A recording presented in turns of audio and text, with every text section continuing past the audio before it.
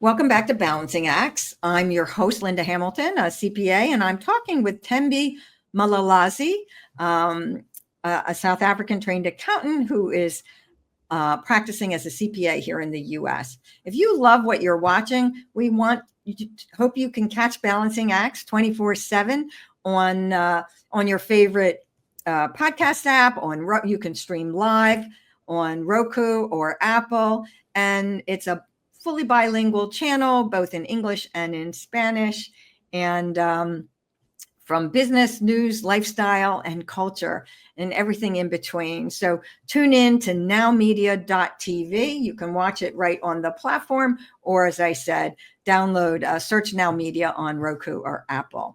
So we're going to talk about, that dreaded letter you get from the IRS. And I know taxpayers that I've worked with over the years, sometimes they don't even want to open the envelope. They just have chills just from seeing IRS on the label.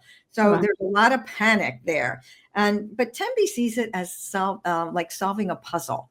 So Thembi, let's talk about your work in tax resolution. What made you want to help taxpayers in that area? Sure. So I started off in traditional tax preparation and accounting, but I kept meeting clients that were already in trouble with the IRS, and some of them were overwhelmed, or they were scared, or some were even ignoring the letters. It is at that point that I realized that there was a need for somebody who would go beyond the number crunching, beyond just the tax prep, somebody who was going to fight for these people and help resolve some of the issues that they had pending for several years. So that's what led me into going back to school again to specialize in this particular area of tax called tax resolution. And so that kind of is, it's about resolving their problem, right? So what is a common mistake that you see taxpayers make when they first get their letter? So the biggest mistake and the most common one is that taxpayers see the letter and they see the IRS on the envelope, like you said, and they park it on the side, like they ignore it. And that is one of the most common mistakes that taxpayers make, right? So putting the letter aside or ignoring it actually makes the problem bigger or makes the problem worse, because most of those letters that come from the IRS either have a deadline, or some of them actually are not even as scary as people think, but you will not know until you open the letter, right?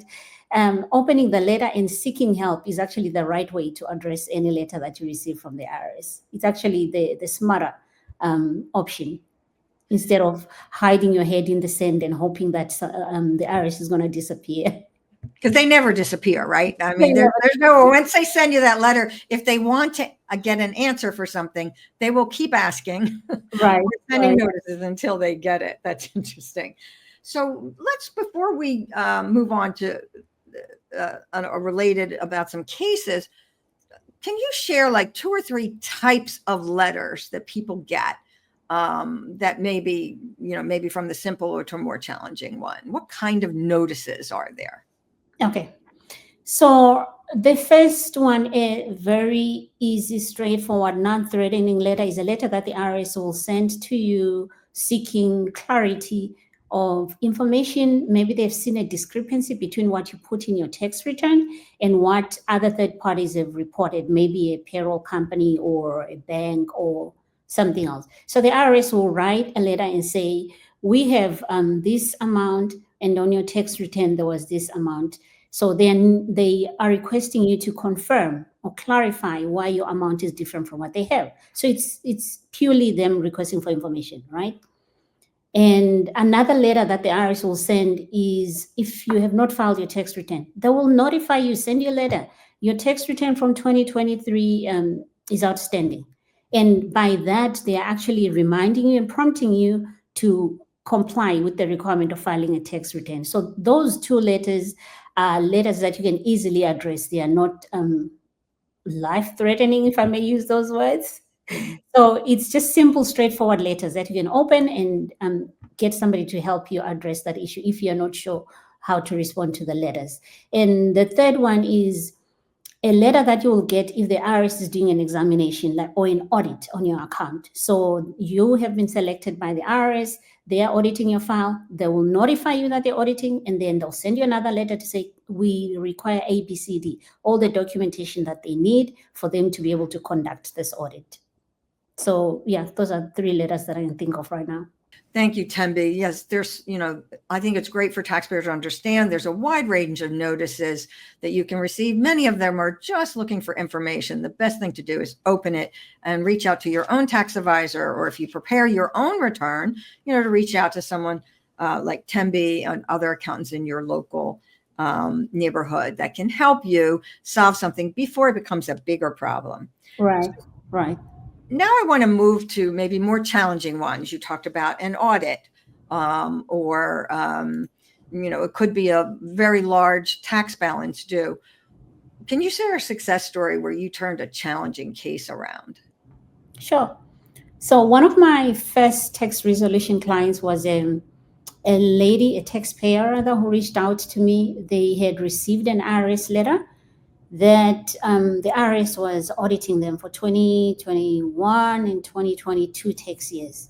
So this taxpayer did the right thing, picked up the phone and called me. So she was not my client before that, but she realized from my website that I do tax resolution. So I got hold of the letter that she had received. So I calmed it down and I told her, okay, this is just an audit. Let's just submit the documentation that the IRS needs, and we'll take it from there, right? So she was terrified, obviously, because she knew she was owing a lot of money, almost more than 100,000. So I allayed her fears, and then I focused on us collecting as much information as she had, based on what the IRS had put on the document. So the IRS will list for you, we need receipts for this, we need invoices for that, and they give you a deadline, right? And so the first thing I realized that we were not going to be able to make the deadline that the IRS had given us. So what I did, I went back to the IRS and I negotiated an extension, right, for us submitting that information. That was one of the best decisions that we did, because I then found out that this taxpayer didn't have all the source documents filed properly, or she didn't even have all the source documents, let's just say that. So the bookkeeping was in a mess. So I then worked with her to create all the files that the IRS had. So we had to go to the banks and request credit card statements from prior years, and then prepare the schedules for submission to the IRS. Well, by the end of, so the IRS would get the documents and audit and then come back to us, I need additional this, I need additional this. It took a few months, right? But by the end of all of that, we were able to validate most of the expenses that she had claimed, and the amount that she was owing was reduced by almost half, because we're able to submit the documentation that the IRS requested to validate the expenses that she had claimed. And so after reducing that balance, I was then also able to help her to negotiate an affordable payment plan to pay off the balance that was outstanding. And yeah, the client went from sleeplessness to having peace of mind. And that is brilliant. And I think shows the true value of hiring a tax professional, a Right. CPA, to handle something that you should not go alone or with someone inexperienced in tax resolution. Not all accountants do tax resolution. So it is important to find someone who has experience. How do you help? You mentioned that, she didn't have sleepless nights and you helped her through that. So how do you help clients stay calm and make smart decisions when they're really under a lot of pressure there, right? They're talking about money, the fear of the IRS. There's just all kinds of emotions when they're dealing with that. So I think the main thing is for them to understand that the IRS is not out to get you. IRS is not an enemy. It's not out to destroy you, right? And America runs on a lot of these small businesses. So it will be counterproductive for the IRS to focus on just destroying businesses, right? So I help them understand that, and help them understand that taxes is a system of rules, right? If you understand the rules, if you get somebody who understands the rules to work with you, you can actually work within those rules to your benefit, right?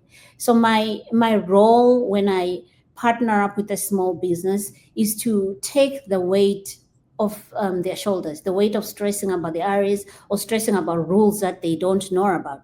My role is to learn those rules and help customize those rules to my customer and help see how we can benefit the customer by using the text rules that are in existence. And so I explain the options clearly to the client, and then we create a roadmap to say, okay, if you do this, this rule allows us to do X, Y, Z. So if you do this and you do this, this is the result that we're going to have.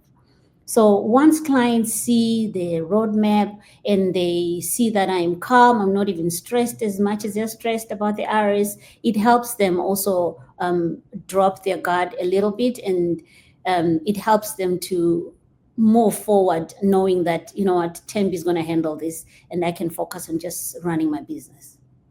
Wow. So practical, reassuring, exactly the kind of insight that turns tax troubles into a manageable step forward. Tembi, thank you for sharing that insight. Tell us how people can follow you or find you online. So our website, ACC Advisors CPAs, so spelled ACC TAX ADVISORS.CPA. That's where you'll find us. That's our website. And on LinkedIn, where there's ACC Advisors CPAs, ACC TAX Advisors CPAs. On Instagram, you'll find us under the same name also. Or you can find me on LinkedIn as Tembi L Mlalazi too. Our email address, hello@actexadvisors.cpa. And that spelling again, Actex Advisors is ACCTAXADVISORS. Thank you. Wonderful. Stay with us. When we come back, Tembi and I are going to talk about what a fractional CFO is and how it can add big value for your business. Stay with us.